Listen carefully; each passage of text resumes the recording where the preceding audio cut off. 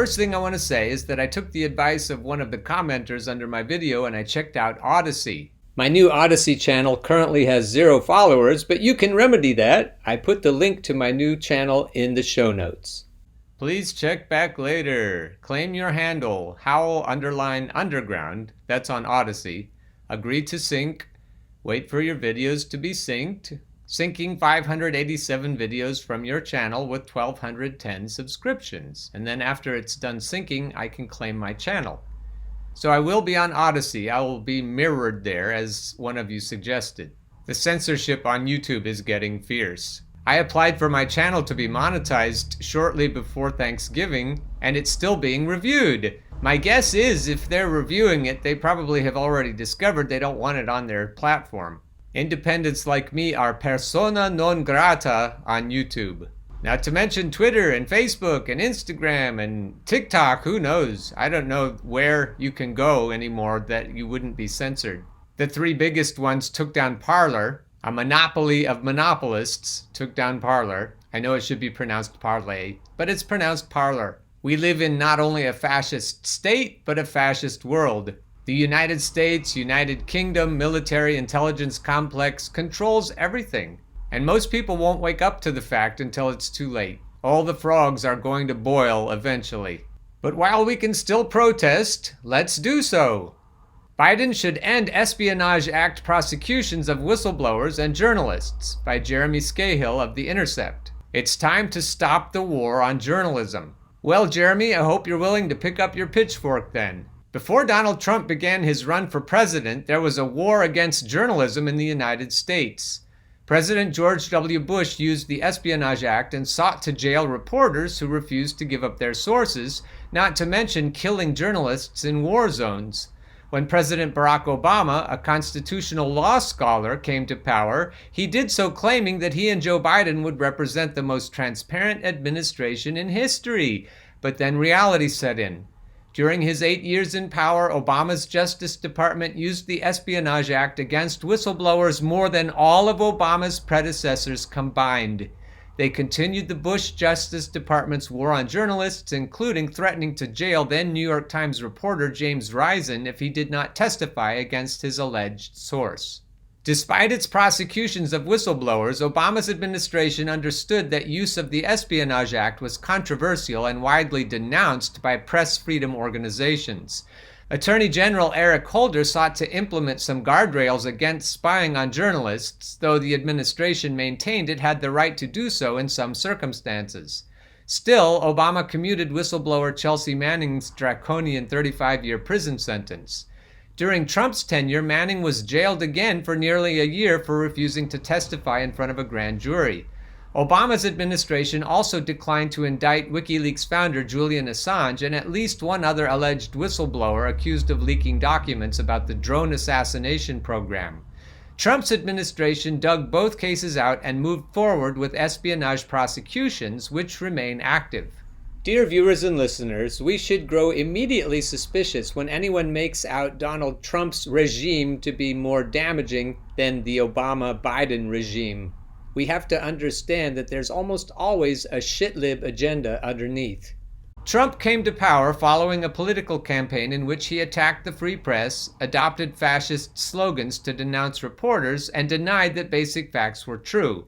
Trump harbored a Nixonian hatred of the press and lived in constant fear of leaks, particularly about his personal finances. I'll break in here and say that I also harbor a Nixonian hatred of the press, even though I don't think much of Nixon. And I don't think much of Trump. But you have to call a spade when it comes to the media.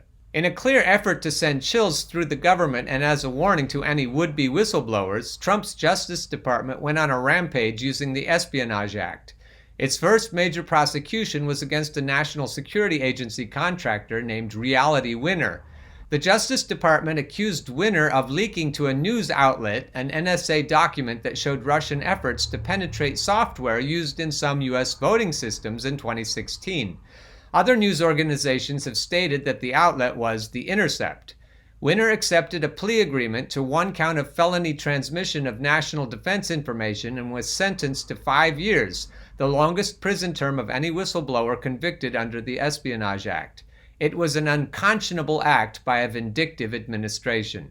Yep, I'm not disagreeing with that. The Trump Justice Department weaponized its indictment of Winner in an effort to smear The Intercept and to encourage the media to focus on other journalists rather than the contents of the NSA document in question or the unjust use of the Espionage Act. Unfortunately, many publications took the bait and played into Trump's malignant anti-press crusade. When indictments of whistleblowers happen and FBI investigations are launched, journalists should scrutinize and confront the actions of intelligence and law enforcement agencies and assess what these attacks mean for the freedom of the press. Instead, so many media outlets seem to want to aid the Trump administration in making this about what journalists did or did not do, making the publication the target instead of focusing on the secrets that whistleblowers exposed or the dangerous weaponizing of the Espionage Act by both Democratic and Republican presidents. I believe that The Intercept made serious errors in its editorial process on the Russia story. Duh! And I advocated both publicly and internally for The Intercept to explain exactly what happened. I believe that some of these mistakes were preventable. At the same time, there were serious legal concerns that anything The Intercept said in public could be used against Winner and other sources, and our attorneys implored The Intercept's editors to say nothing.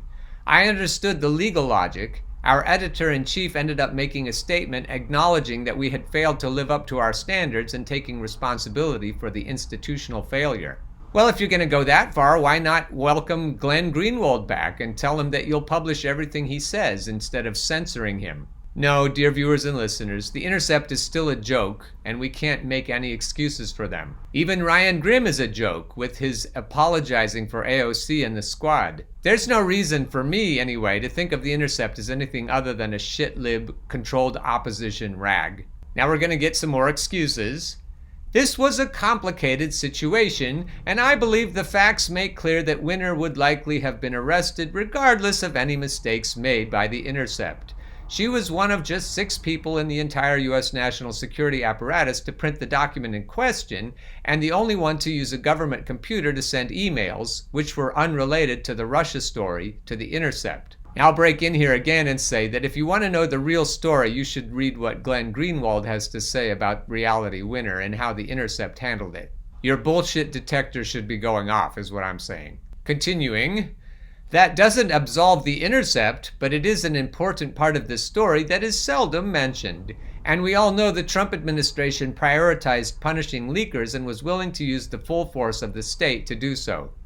Okay, let me break in here again and say, now I know why he's being so critical of the Trump administration, even though he's not saying anything that's untrue about it. Just as The Intercept did with Russiagate, and they were clearly on the wrong side of that, they're now trying to use a little Trump derangement syndrome to deflect blame for how they handled the reality Winner debacle. Back to the story. It was disturbing that the overwhelming focus of the reporting on Winner by some media outlets was not on the contents of the document she allegedly revealed, or that the Trump administration was wielding the Espionage Act like a weapon in order to threaten any would-be whistleblowers. The lead prosecutor made the outrageous statement that Winner was the quintessential example of an insider threat. The Intercept deserved criticism and scrutiny, but the problem was that it often came at the expense of holding the chief villains of the story accountable. Okay, there's some truth to that. President Joe Biden has an opportunity to right some of these wrongs. He should publicly commit to ending the use of the Espionage Act against whistleblowers. Congress could also amend or repeal the act so that it cannot be used for such purposes. Biden should also take actions to end the persecution of Assange and return to the Obama-era position that Assange should not be prosecuted by the United States. I don't know about you, Jeremy, but I'm not holding my breath until that happens. Biden is a fucking warmonger, and you should acknowledge that. Here's a quote by Matthew Miller, an Obama Justice Department spokesperson. "We thought it was a dangerous precedent to prosecute Assange for something that reporters do all the time," said Matthew Miller.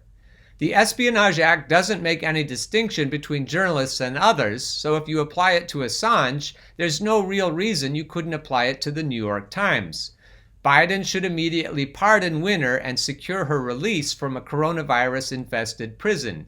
He also should drop the case against former intelligence contractor and war veteran Daniel Hale, who is facing trial under the Espionage Act for allegedly leaking documents on the U.S. drone and assassination programs. And again, I don't think we should hold our breath waiting for that to happen.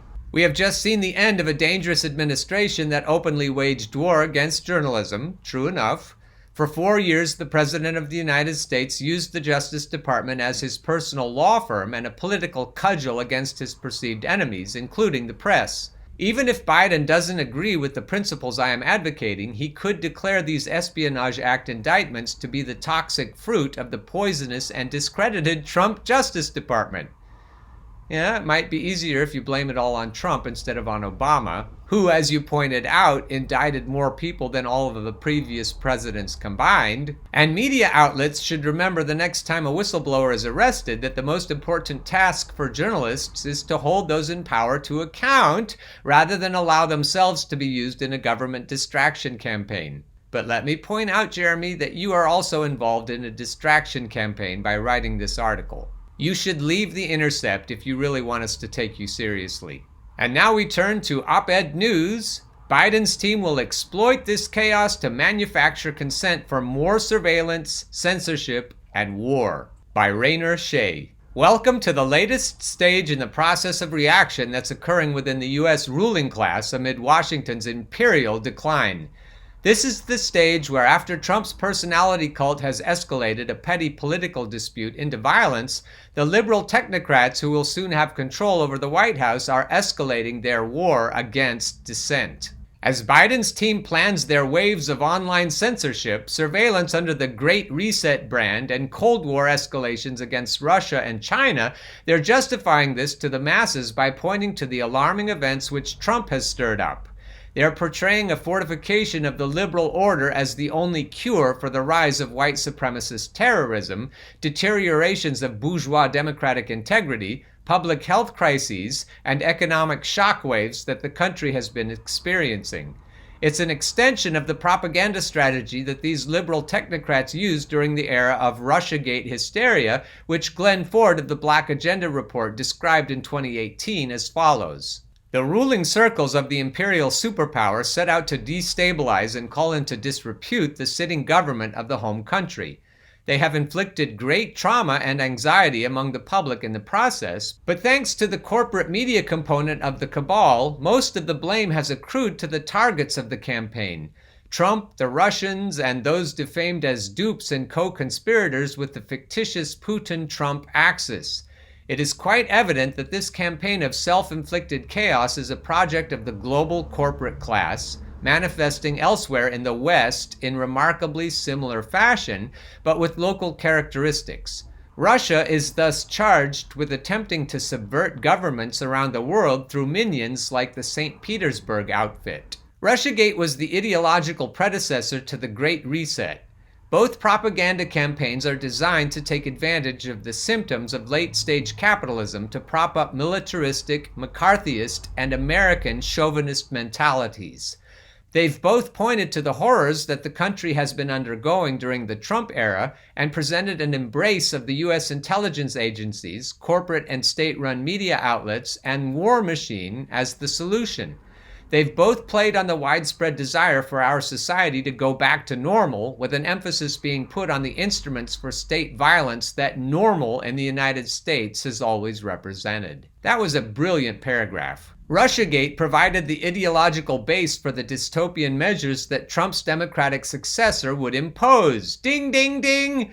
As Glenn Greenwald wrote 2 years ago in response to a poll which showed that more Democrats than Republicans supported continuing the wars in Syria, a new generation of Democrats, politically engaged for the first time as a result of fears over Trump, are being inculcated with values of militarism and imperialism, trained to view once discredited war-loving neocons such as Bill Kristol, Max Boot, and David Frum, and former CIA and FBI leaders as noble experts and trusted voices of conscience.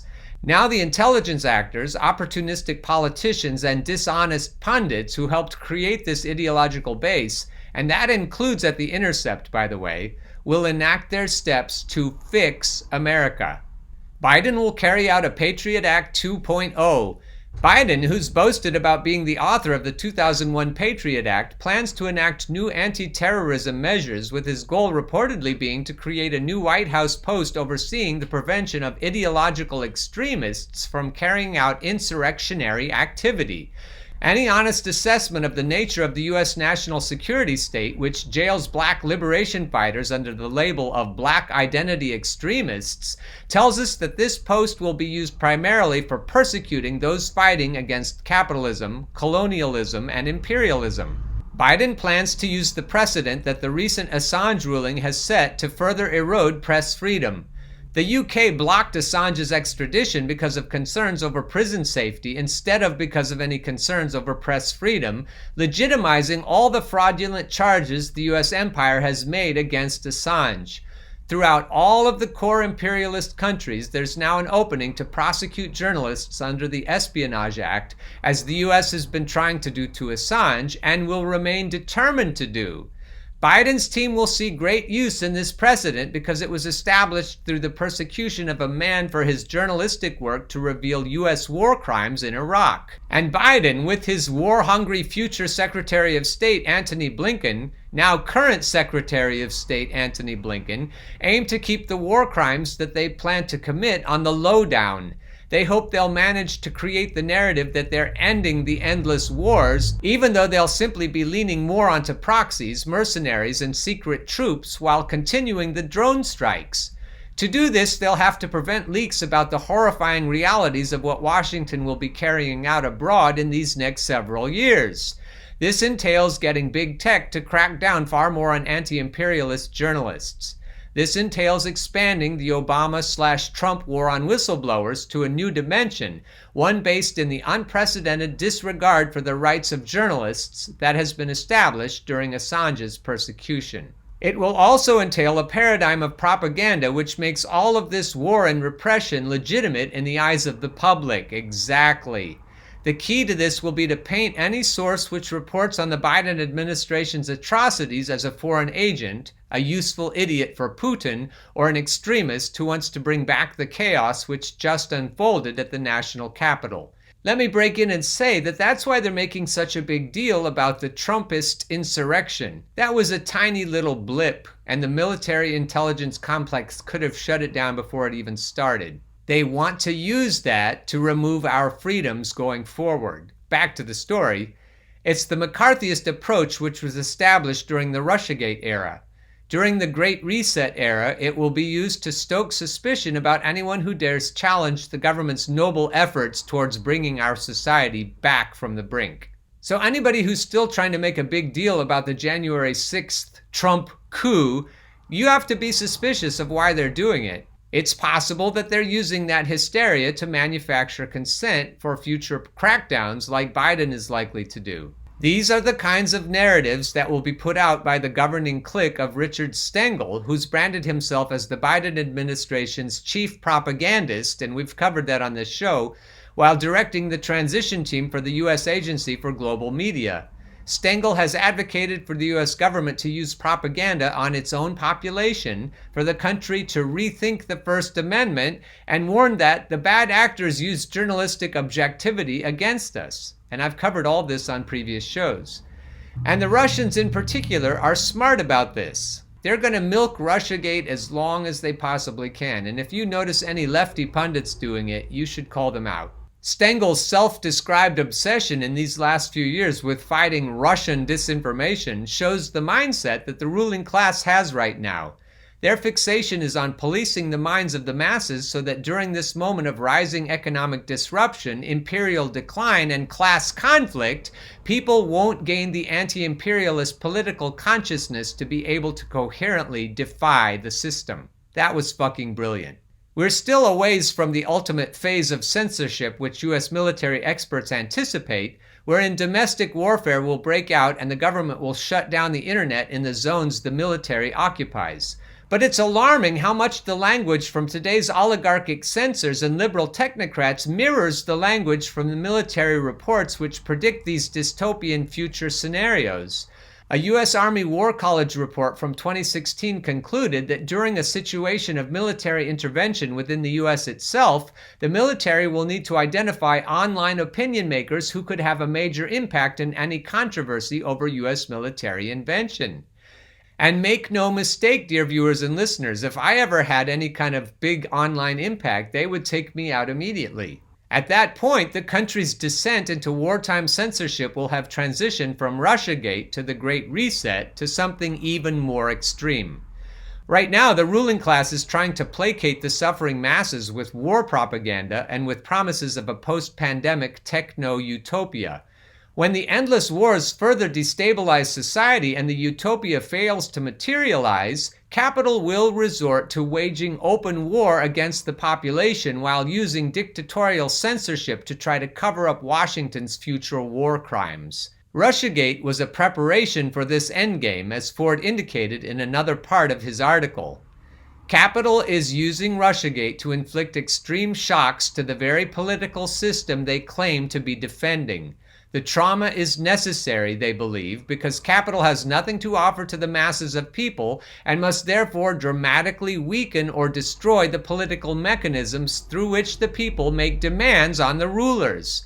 They are preparing the landscape for a regime of permanent austerity and war. That's Joe Biden in a nutshell, and plan to suppress all opposition on the left.